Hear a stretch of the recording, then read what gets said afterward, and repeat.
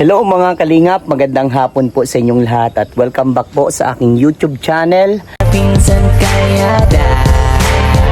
At maraming salamat po sa mga viewers, subscribers, sa mga sponsor at sa mga minamahal nating OFW dyan at sa mga silent viewers. Magandang umaga, gabi, tanghali sa inyo, sa anong panig po kayo ng mundo. Mag-ingat po kayo palagi. At ayun, ngayong araw po ay nag-asikaso ako na namili ako na gagamitin para bukas kasi mayroon pong magaganap na papiding at marami pa. At syempre ay ang mga K-boys po ay magpipiknik. So ayan, nag-asikaso na ako ng langka. At andito sa aking may wagang yan motor na si Blessing. May daon ng gabi. Ayan, may karne na manok at baboy. So ayan, magpe-prepare ako at mag-iigib muna po ako ng tubig dahil wala pa po akong tubig dito. So ayan, nakapaset up na tayo. Ayan, maraming salamat kay Ninang Marieta dahil sa tulong niya, tinulungan niya tayo para magkaroon tayo ng tubig. So iniintay ko pa yung sa prime water at di ko pa alam kung magkano pa abutin doon na babayaran.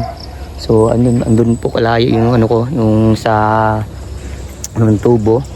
So ayan, nagigib muna ako dito sa bahay na to, sa bahay ng aking kaibigan. So ayan mga kalingap, samahan niyo po ako magpe-prepare. At ito pong langka na ito, bukas ko na po siya hiwain. Kasi para mas pa po, pag giniwa ko yan ngayon, mag-iba po ang kulay niyan, magpupula. So may mga technique naman po dyan para hindi po siya magpula. Pero bukas ko na siya gagawin. Ang gagawin ko lang ngayon ay itong gabi. Madali lang yan, basic na yan. Yung pagbabad na lang magmamarinate po ako ng baboy. Mamarinate kasi iyawin pa yung bukas. So ayan, paki-comment po kung saan nakarating tong vlog na to. At maraming salamat sa inyo guys. I love you all. Yun guys, ako po ay ng bawang para po mamarinate pa ako. Yun guys marinate tayo na pang iihaw. Dito po, ganito karami yung iihawin namin baboy. 4 kilos.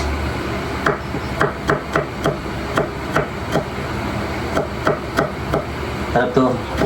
Kababad ko na po paraan. Ang hirap lang talaga po pag walang tubig talaga. Iigib ka pa, naigib pa lang pa ako. Dito po, kalalaman ko lang. Hirap pag walang sariling tubig ba. Yung pusok kasi hindi na po naman pa ako kinabangan. Sira na ata o wala pong tubig eh. Inano ko na po ng paso, wala talaga.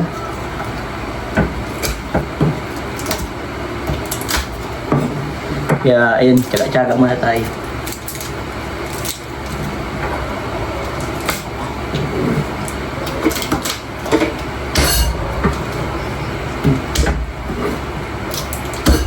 At bukas magpapapick up na lang po ako dito kasi ang daming dadalhin. Manok, masaing pa ako.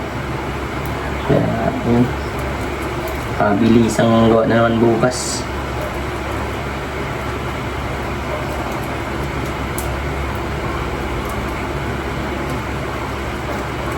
Kaya sino kaya yung mga kasama namin bukas. Pero ang sabi, ang makakapunta po si Fran, si Jomar, si Edu, wow, at iba pang gay boys makakapunta po dun sa picnic namin. Picnic na din daw diretso eh. So ayan, siguro dun sa pagpapiding at saka mamimigay ata ng gamit din.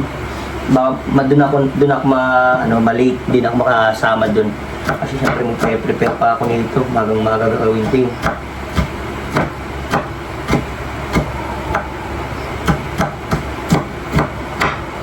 Kaya papabalik na lang ako dito sa kanila.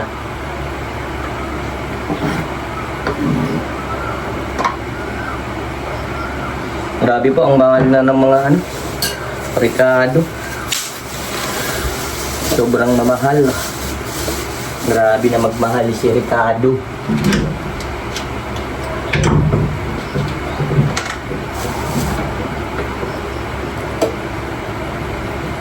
Kaya yung gamit pa lang namin, nasa 500 plus pa lang yung sa mga lagayan, yung plato, mga ganun.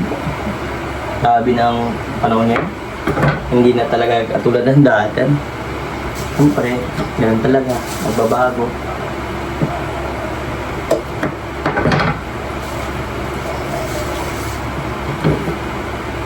Pero kung ano na talaga, kung malapit-lapit lang sa ano, yung may makukuha ng daon ng saging, doon na lang kakain.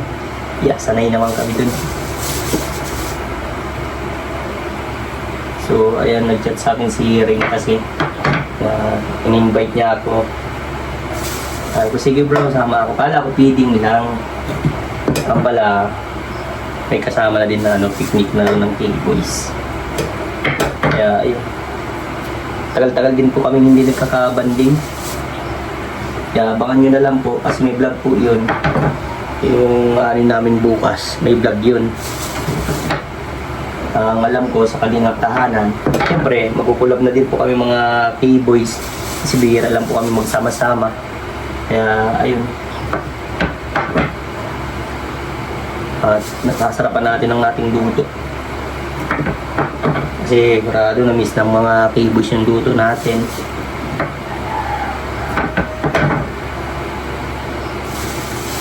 Ano lang, simple lang ang gagawin ko. Langka. Itang langka, ginatang gabi. Tapos may ano pa, adobong manok. Iniyaw na baboy. Marinated by Vincent Aliada. Kaya, yun. Papasalamat pa rin ako sa mga kasama natin. Kasi hindi pa rin nakakalimot sa mga magkakasama. Ganun dapat. Diba? Once na magkakaibigan, kahit ano mangyari, walang magbabago. Diba? Bakit kasi kapag pinairal natin yung alam niyo na, basta maging ano lang, paramdam natin kung ano tayo sa kapwa natin. Diba? Yung mahal tayo ng mga kaibigan natin, dapat mahalin din natin sila. Kaya maganda yung ano lang, yung ganito. Maganda yung laging ganito, may banding kami. Kasi tagal-tagal na din namin na hindi nagagawa to. Kung nakaraan lang na ano namin, pero buwan na rin nakalipas. Kaya yung kami pa nila Ian, si Ray, nandun din. Kaso hindi kami nakukumbeto, wala si Edo nun. Siguro, sana makumbeto. Kaso si Dan, wala naman din baga po, nasa Manila. Kaya ayun. Pero darating din ang panahon magiging kumbeto. At sana pag dumating yung panahon na yun, yung halos lahat na po kami na kilalang kilala na, kumbaga yung talagang marami na napatunayan, yun po yung maganda. Para halos lahat ay para na. Pero ako, sa akin kahit ako mauli na, okay lang sa akin kasi masaya ako nung nakikita ko kaibigan ko umaangat. Siyempre, pag umangat naman yan, kasama na din tayo din sa pag-angat. Diba, guys? Maganda yung magkaroon ng kaibigan na kasama-sama ka sa pag-angat. Yung tipong hindi nag-aano na kahit anong mangyari, kayo pa rin magtutropa, di ba? Yun yung pinaka-the best. Na hindi magbabago yung samahan bilang magkakaibigan, di ba?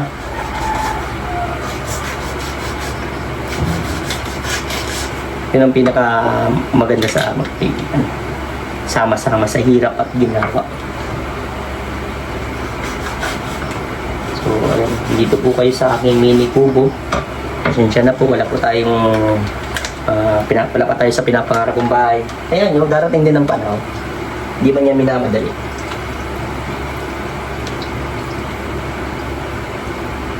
Pero kapag dumating yan, guys, welcome kayo din sa aking maging pangarap na tahanan, Kaya, tsaga-tsaga muna tayo.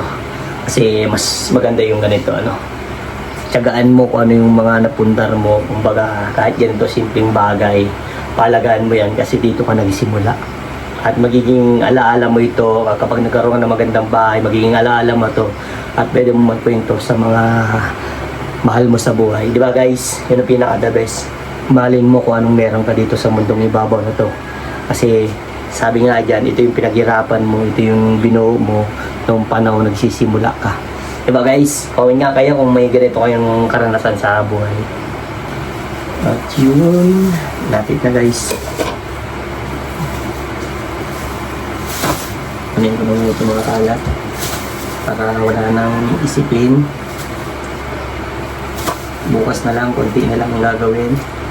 Pakinig ko na ito baboy. Meron pa oyster sauce. Ayan natin, oyster sauce.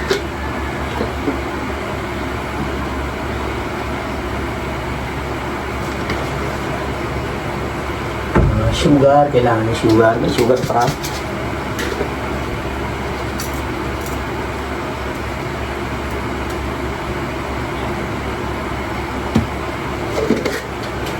Paminta, meron akong paminta, durog. Ito.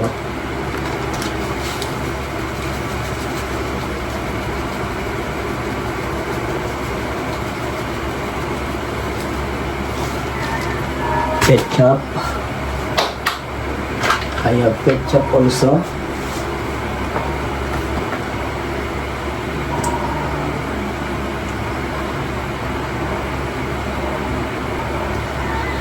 So, ayan, ating na pong imekos-mekos ang ating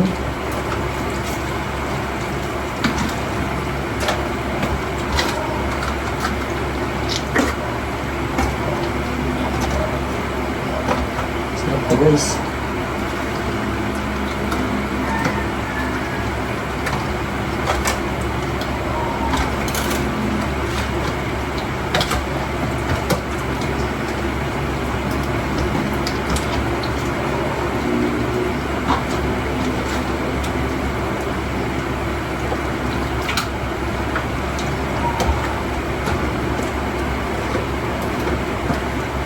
Kumain natin. Yun. Bango.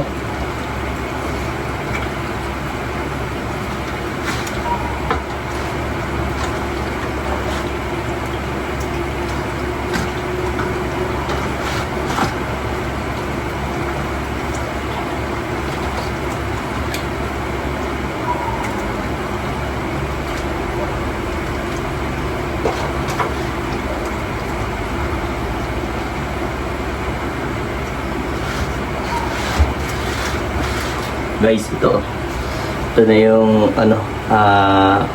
baboy. Yan, malinis naman ang ating kamay guys. Lalagay ko na sa rep. Mas pag po kayo, pag marinate kayo ng lalagay nyo sa rep.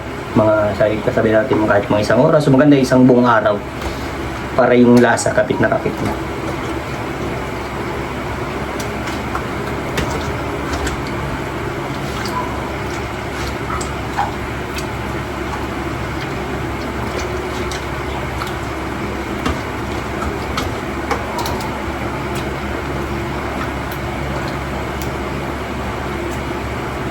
Yun.